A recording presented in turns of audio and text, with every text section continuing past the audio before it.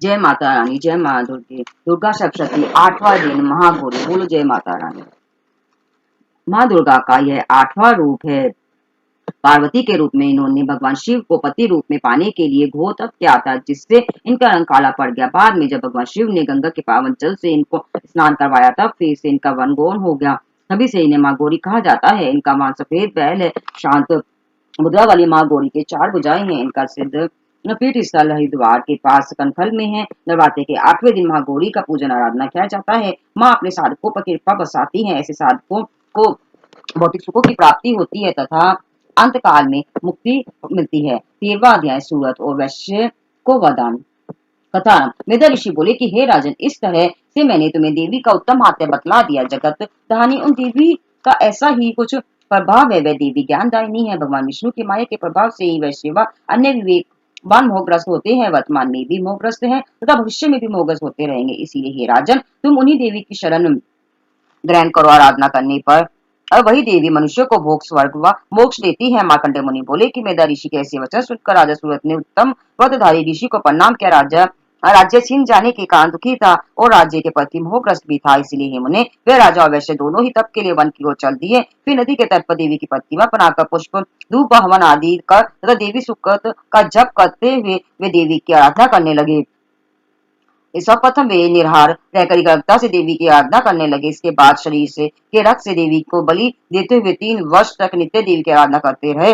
उनके तप से प्रसन्न होकर जगदानी देवी चंडिका ने उन्हें दर्शन देकर कहा कि हे राजन, तथा कुल को आनंदित करने वाले ही वैश्य, तुम लोग जो वर चाहो मुझसे मांग लो, वह वर मैं तुम्हें अवश्य दूंगी, क्योंकि मैं तुम्हारे तप से प्रसन्न हूँ। मार्कंडेय मुनि बोले कि देवी के ऐसे वचन सुनकर राजा के ने अगले जन्म में अक्षय राज्य मांगा तथा इस जन्म में भी शत्रु सेना को बलपूर्वक नष्ट कर पुनः राज्य प्राप्ति का वर मांगा। वैश्य का मन संसार से विरक्त हो चुका था। वह बुद्धिमान भी था, इसलिए उस समय उसने मोह व अहंकार या शक्ति जानक ज्ञान मांगा। इस पर देवी बोली कि हे राजा, तुम कुछ ही समय में शत्रु का वध करके अपना खोया हुआ राज्य पुनः प्राप्त कर लोगे। तुम्हारा राज्य स्थिर रहेगा। फिर मरणोपरांत भगवान सूर्य के अंश से उत्पन्न होकर धरती पर स्वानिक मनु नाम से प्रसिद्धि पाओगे।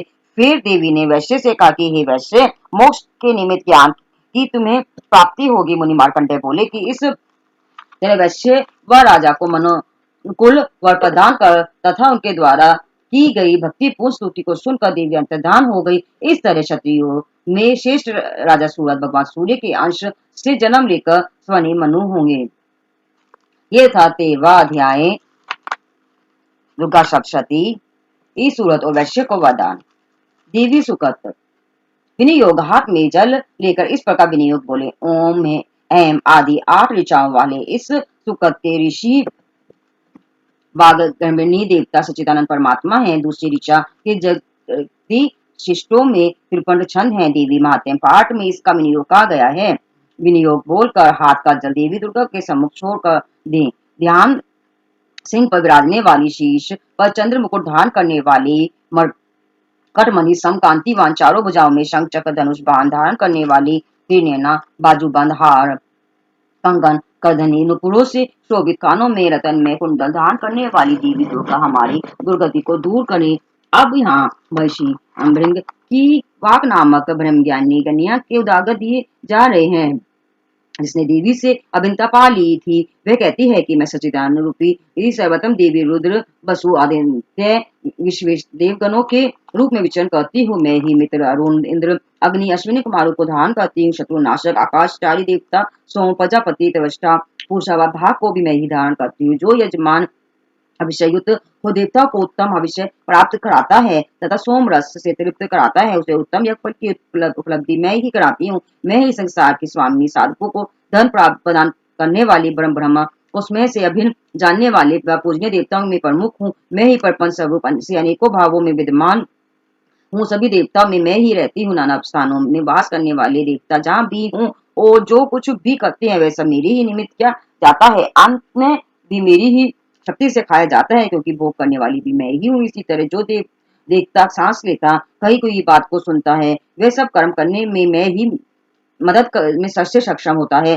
जो लोग मुझे इस रूप में नहीं मानते वे दीनहीन दशा को पाते हैं। वे श्रद्धा से प्राप्त होने वाले ब्रह्म तत्व को मैं तुम्हें उपदेश करती हूँ, तुम श्रवण करो। जिस पुरुष की मैं रक्षा करना चाहती हूँ उसे सर्वाधिक शक्तिमान बना देती हूँ। वृद्ध शिष्ट हिंसक दैत्यों का वध करने के लिए मैं ही रुद्र के धनुष का संधान करती हूँ। शरणागतों की रक्षा में ही शत्रु से युद्ध करती हूँ और अदृश्य रूप में से धरती व आकाश में व्याप्त रहती हूँ। संसार के पिता रूप आकाश को सबसे व्याप्त परमात्मा से भी ऊपर उत्पन्न करने वाली मैं ही हूँ। समुद्र व जल मेरे ही कारण स्थित है, इसीलिए सभी भुवनों भू भव स्वा महाजन तप व सत्य अर्थात सात स्वर्ग वातल पितल सुतल गपस्थितम महातल रसातल व पाताल अर्थात सात पाताल, इस प्रकार कुल 14 लोक हुए में मैं व्याप्त रहती हूँ तथा अपने शरीर में स्वर्ग लोक का भी मैं स्पर्श करती हूँ। जब मैं संसार की संरचना प्रारंभ करती हूँ तब बिना किसी की प्रेरणा के स्वयं ही वायु के समान संचरण करती हूँ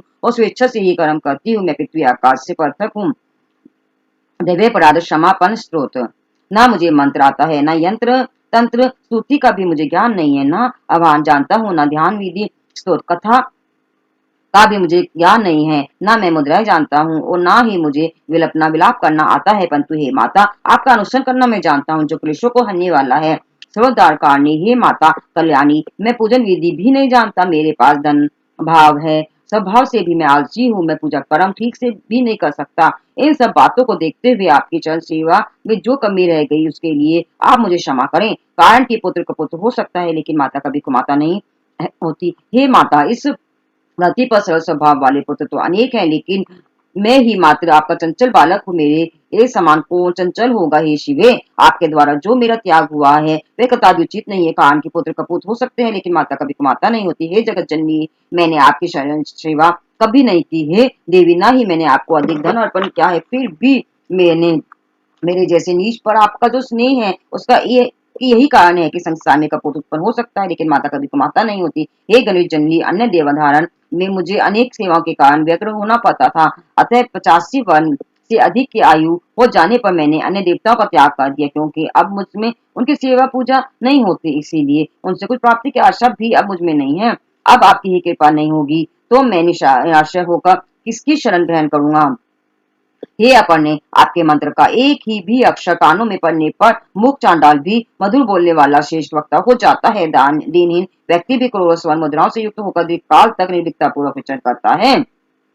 एक मंत्र अक्षर के सुनने का ही जब ऐसा फल है तो जो विधिवत मंत्र जप करते हैं उनके जप का फल कैसा होगा, इसे कौन जान सकता है। हे भवानी, जो अपने शरीर पर चिता ही बसम रमाए रहते हैं, जिनका भोजन ही विष है, जो दिगंबरी है, शीश पर जटा व कंठ में नागमाला राज वासुकी का हाथ धारण किए रहते हैं, हाथ में कपाल शोभा पाता है, ऐसे भूतनाथ पशुपति भी जो केवल जगदीश कहलाते हैं, इसका क्या कारण हो सकता है।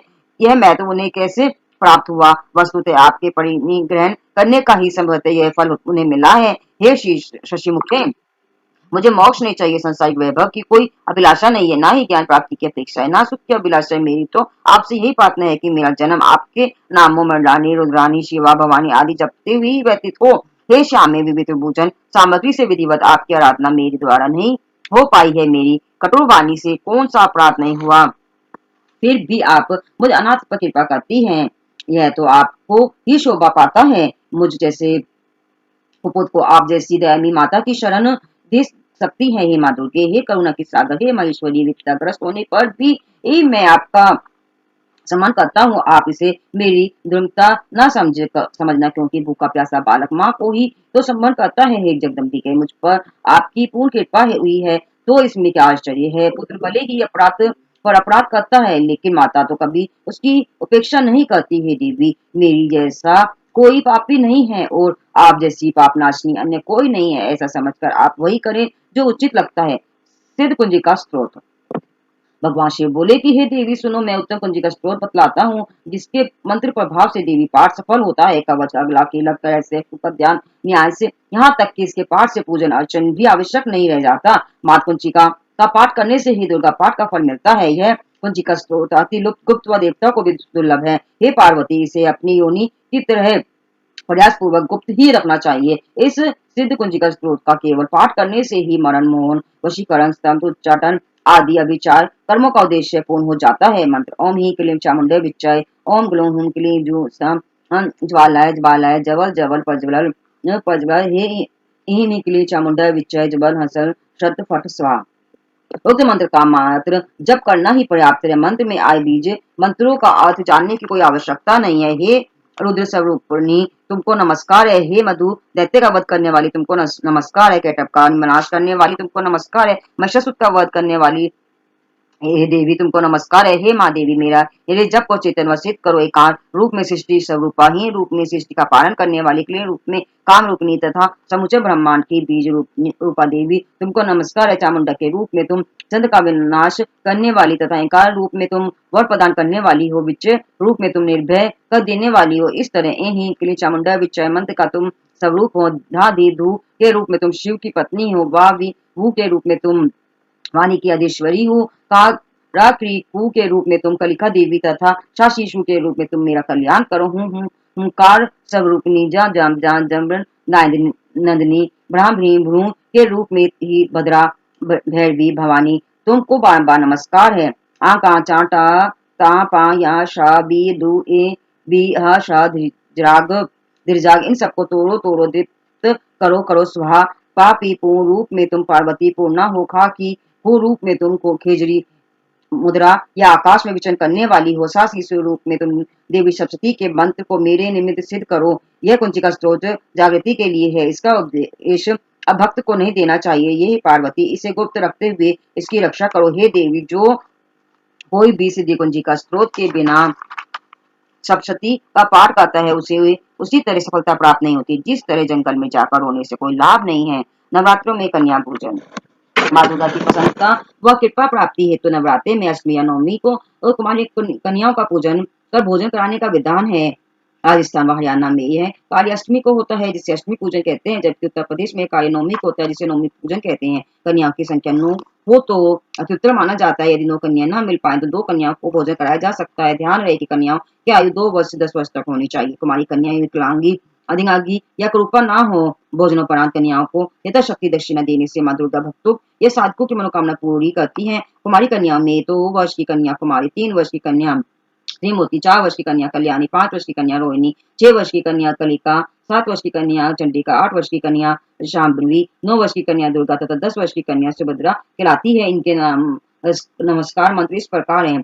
कौमे नमः, त्रिमूर्ते नमः, कल्याणे नमः, रोहिणी नमः, कालिकाय नमः, चंडिकाय नमः, शांभवे नमः, दुर्गा नमः, अदा सुभद्राय नमः। ये तो दुर्गा सप्तशती का 8वें दिन का पाठ। बोलो जय माता दी, जय माता रानी।